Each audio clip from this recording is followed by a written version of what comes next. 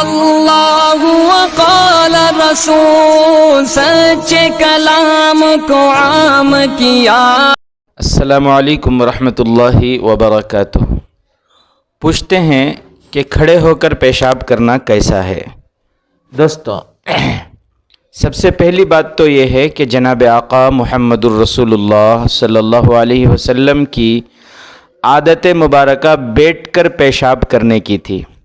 سنن ترمذی میں ہے، حضرت عمر رضی اللہ تعالیٰ عنہ فرماتے ہیں کہ نبی کریم صلی اللہ علیہ وسلم نے مجھ سے فرمایا، اے عمر، کھڑے ہو کر پیشاب مت کرو۔ حضرت عمر رضی اللہ تعالیٰ عنہ فرماتے ہیں پھر میں نے کبھی کھڑے ہو کر پیشاب نہیں کی۔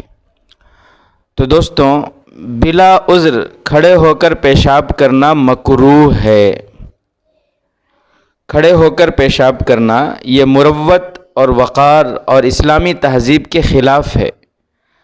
کھڑے ہو کر پیشاب کرنے کی صورت میں پیشاب کے چھینٹوں میں ملوث ہونے کا زیادہ احتمال رہتا ہے، اور چونکہ ہمارے علاقوں میں کھڑے ہو کر پیشاب کرنا غیر ایمان والوں کی پہچان ہے، اس لیے بعض فقہاء کرام بغیر عذر کے کھڑے ہو کر پیشاب کرنے کو مکروہ تحریمی لکھتے ہیں۔ بہرحال مسئلہ یاد رکھیں، عام حالات میں کھڑے ہو کر پیشاب کرنا مکروہ ہے۔ عذر اور مجبوری کی صورت میں کھڑے ہو کر پیشاب کرنے کی گنجائش ہے۔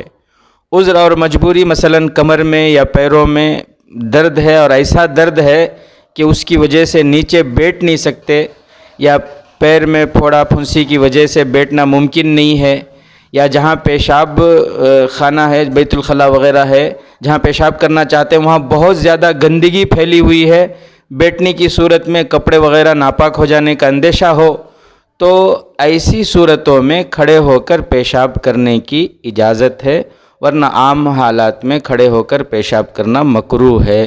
واللہ عالم بالصواب۔